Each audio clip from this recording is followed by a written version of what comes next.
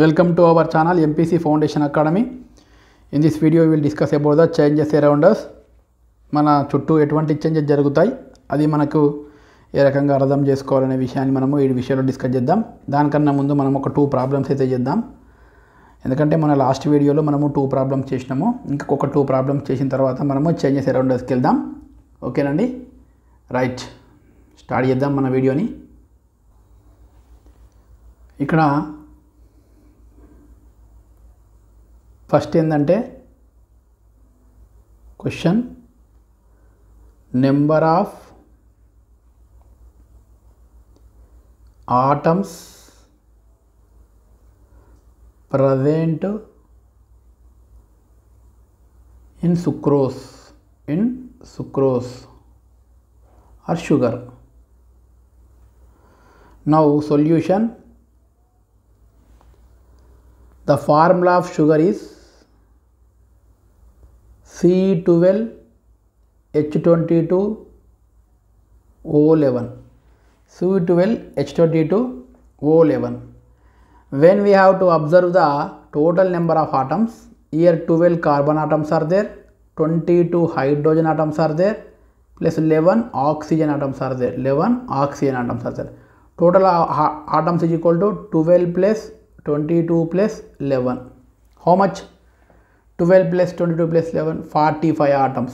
Means one sugar molecule consisting total how many number of atoms? 45 atoms. Total how many number of atoms? 45 atoms. At the same time, in this 45 atoms, 12 carbon atoms, 22 hydrogen atoms, 11 oxygen atoms. 11 oxygen atoms. If 5 molecules of C12H22O11 means 5 molecules of sugar consisting how many atoms? Simple, 5 into 45. 5 into 45. You will get how much here? 5 into 45. This is the 5 number of molecules of sucrose consisting 225 atoms. Means here how many carbon atoms? One molecule consisting 12 carbon atoms. 5 molecule consisting 5 into 12 is equal to 60 carbon atoms. 60 carbon atoms. Next, 1 molecule consisting 22 hydrogen atoms. 22 hydrogen atoms. Total 5 molecules consisting how many are there? 5 into 22. 5 into 22. How much you will get to? 110. 110 hydrogen atoms. Next, 1 molecule consisting 11 oxygen atoms. Total 5 molecules consisting 5 into 11, 55 oxygen atoms. So total how many atoms are there? Total 225 atoms are there. ఇట్లా మనము చూడొచ్చు. Next గ్లూకోజ్లో కూడా చూద్దామండి. గ్లూకోజ్లో కూడా చూద్దాం. Next question 3 molecules of glucose consisting dash atoms, dash carbon atoms,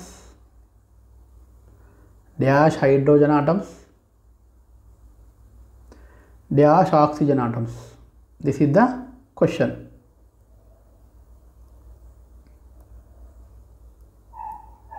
See here solution.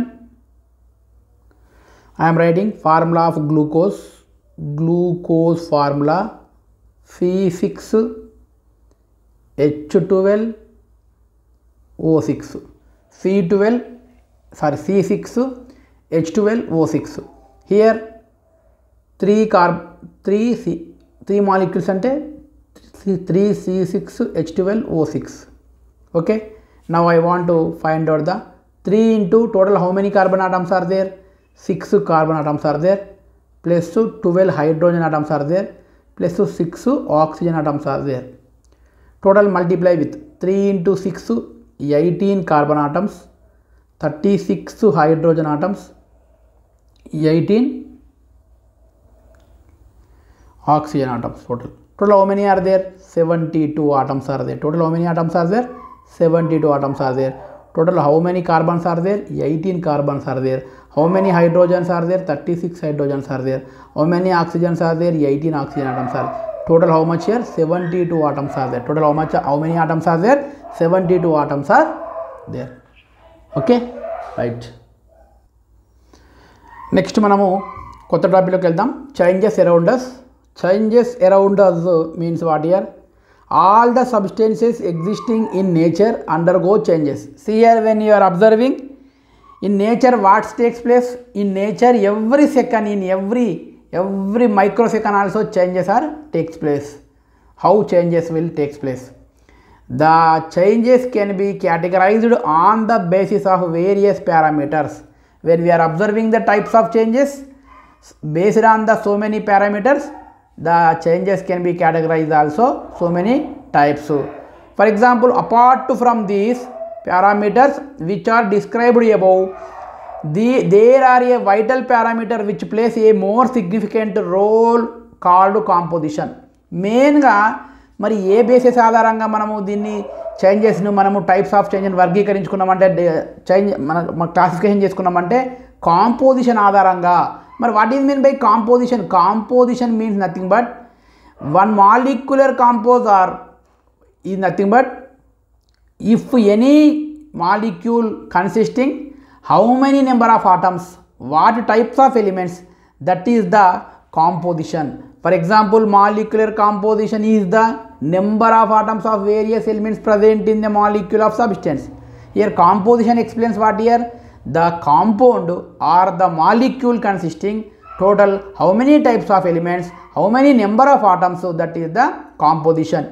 During some changes, composition of the substances remains the same, whereas in some other changes the composition of the substances also changes. When we are observing the changes, in some changes the composition will remains constant, means before change and after change when we are observing the composition means number of atoms or types of elements are same, but some changes the composition also will be changed. Composition will be changed based on the composition. Here one classification is there, that is the physical change and that is the chemical change. Now we will discuss that one. See here,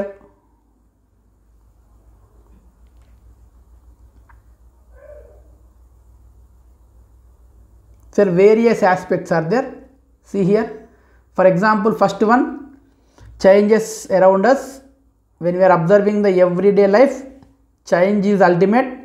Always every second changes are takes place.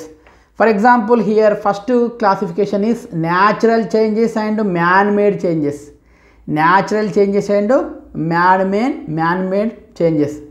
Natural అంటే ప్రకృతి పరంగా ఏర్పడేటువంటి changes. ఏంటి అంటే అవి formation of coal అంటున్నాడు. బొగ్గు అనేది దానంతరం అదే ఏర్పడుతుంది కదా, చేంజ్ అవుతూ ఉంది, తక్కువైతుంది ఎక్కువైతుంది. Next man made. Man made అంటే ఏంటిదండి? Making of steel from iron. Steel అనేది మనం ఐరన్ నుంచి పొందుతాం కదా, అక్కడ ఏమవుతుంది, మనము తయారు చేస్తున్నాం కాబట్టి దాన్ని ఏమంటున్నాం మనము మ్యాన్ మేడ్ అని చెప్తున్నాం. ఇక్కడ చేంజెస్ అనేది ఒక రకమైనటువంటి కేటగిరీ ఉంది. అది ఏ రకమైనటువంటి కేటగిరీ అండి? ఇక్కడ natural and man made. Next పారామీటర్లో కనుక మనం అబ్జర్వ్ చేసినట్టయితే ఇక్కడ slow and fast changes. For example slow చేంజెస్కి ఎగ్జాంపుల్ ఏంది? గ్రోత్ ఆఫ్ ప్లాంట్ అంటే మొక్కలు అనేటివి చాలా స్లోగా పెరుగుతాయి, కానీ చేంజెస్ అవుతుంది కదా. అసలు ఎట్లా అవుతుంది? స్లోగా అవుతుంది. కాబట్టి మనం దీన్ని ఏమన్నాం? స్లో చేంజ్గా ఎగ్జాంపుల్ చెప్పేసినాం. నెక్స్ట్ ఫాస్ట్గా అంటే గ్లోయింగ్ ఆఫ్ బల్బ్. మనం ఎప్పుడైతే బల్బ్కి మనం ఎలక్ట్రిసిటీని అందించినామో ఫాస్ట్గా స్విచ్ చేయగానే ఏమైపోతుంది? బల్బ్ అనేది గ్లో అవుతుంది. ఇది second type category. First type category ఏమో natural and man made, second type ఏమో slow and fast category. Next third one చూద్దాం మనం. Periodic or regular intervals, non periodic and irregular intervals. Periodic అంటే ఏమవుతుంది? ప్రతిసారి ఇట్లా రిపీటెడ్గా జరుగుతూ ఉంటాయి. నాన్ పీరియాడిక్ అంటే రిపీటెడ్గా కాకుండా అకస్మాత్తుగా జరుగుతాయి, ఎక్స్పెక్ట్ చేయకుండా. మరి పీరియాడిక్గా జరిగేదానికి ఎగ్జాంపుల్ ఏం చెప్తున్నాం మనము? Changes in seasons. మనకు సీజన్స్ చేంజ్ అవుతాయి కదా, వింటర్ సీజన్, రైనీ సీజన్ అని. అట్లా సీజన్స్ అనేది ఎట్లయితుంది పీరియాడికల్గా జరుగుతుంది, అంటే 1 by 1 జరుగుతూ ఉంది. నెక్స్ట్ నాన్ పీరియాడిక్ అంటే ఇర్రెగ్యులర్గా జరిగేటువంటి వాటిని ఇర్రెగ్యులర్ ఇంటర్వెల్స్లో జరిగేది ఏమనాలి మనము occurrence of natural calamities. Natural calamities అంటే అనుకోకుండా అకస్మాత్తుగా సంభవించేటువంటి ప్రకృతి వైపరీత్యాలు ఏదైనా కావచ్చు, అట్లాంటి వాటిని మనము అనుకోకుండా జరిగేది. దేనికి ఎగ్జాంపుల్ అండి నాన్ పీరియాడిక్ ఆర్ ఇర్రెగ్యులర్ ఇంటర్వెల్స్కి ఎగ్జాంపుల్స్ అయితే అని మనము ఎక్స్ప్లెయిన్ అయితే చేయొచ్చు. నెక్స్ట్ చూద్దాం.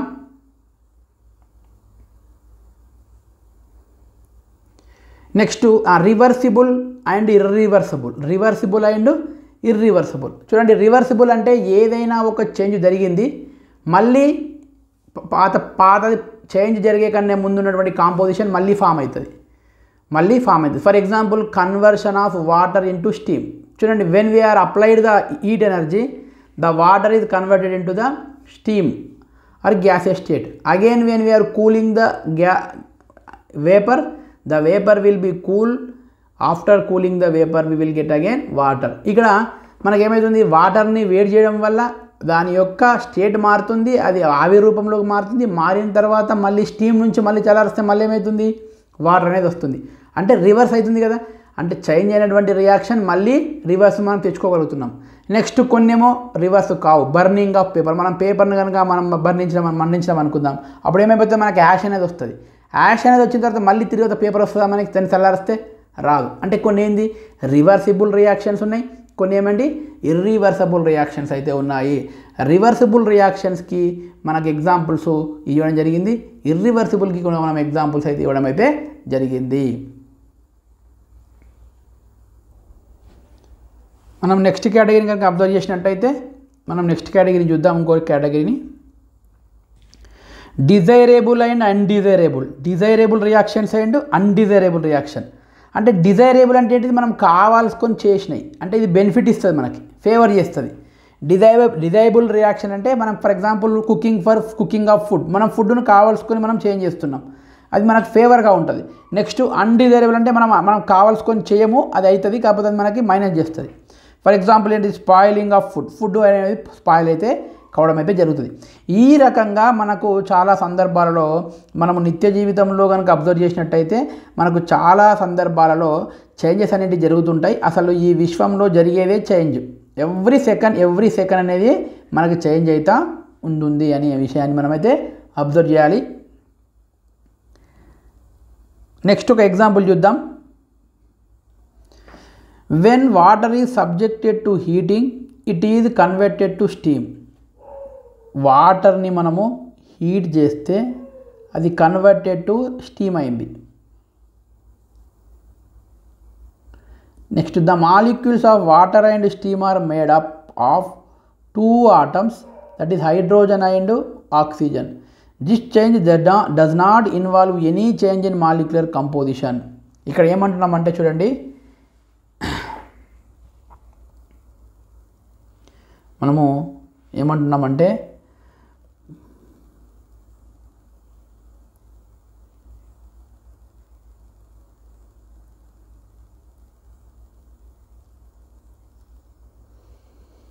వాటర్ని బిఫోర్ హీటింగ్ కనుక అబ్జర్వ్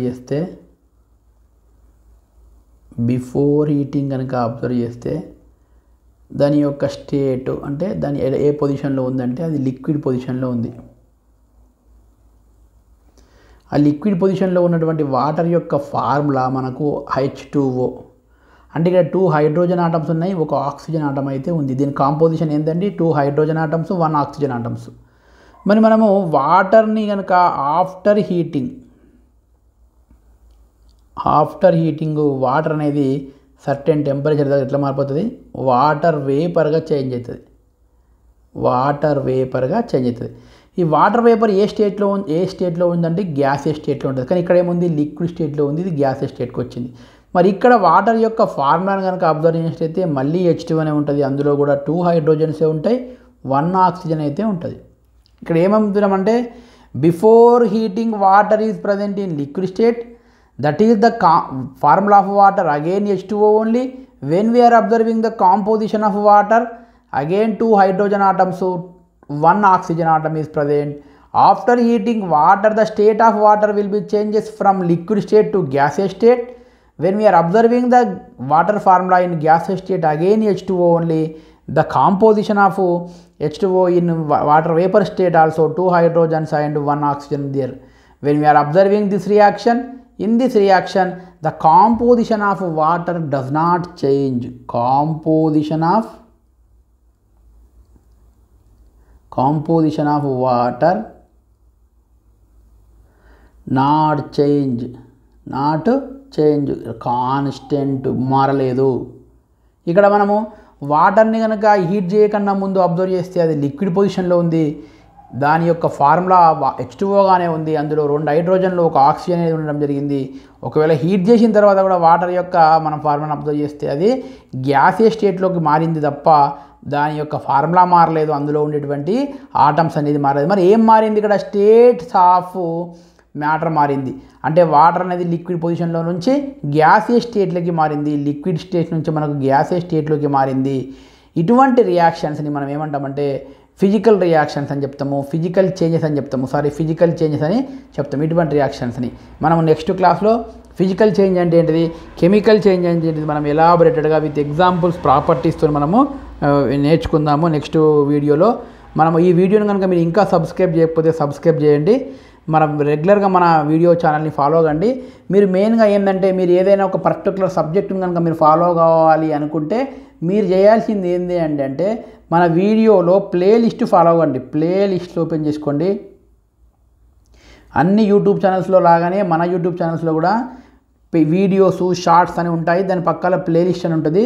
ఈ ప్లేలిస్ట్ ఓపెన్ చేసుకొని కనుక మీరు మన ఛానల్ని ఫాలో అయిపోయి మీకు subject wise, class wise, level wise, medium wise సపరేట్గా నేను మన టోటల్ వీడియోస్ని నేను అక్కడ డిస్ట్రిబ్యూట్ చేసి పెట్టాను. మీకు ఒక సీక్వెన్స్గా ఉంటుంది. ఇంకో విషయం ఏంటంటే మీకు నచ్చినట్టయితే మన వీడియోస్ని దయచేసి లైక్ చేయండి. ఎందుకంటే మీరు ఇచ్చేటువంటి లైక్స్తో నాకు ఇంకా ఎంకరేజ్మెంట్ వస్తుంది. ఆ ఎంకరేజ్మెంట్తో ఇంకా నేను ఎక్కువ వీడియోస్ అయితే చేయడానికి అయితే అవకాశం ఉంటుంది. మరియు మీ ఫ్రెండ్స్కి, మీ రిలేషన్స్కి కూడా మన ఛానల్ గురించి చెప్పండి. మీకు మన ఛానల్ రెగ్యులర్గా ఫాలో అయిపోయి మీకు సబ్జెక్ట్ మీద మంచి కమాండింగ్ ఇవ్వడానికి ప్రయత్నం చేస్తానని మీకు తెలియజేస్తున్నాను. ఓకే, థ్యాంక్ యూ అండి.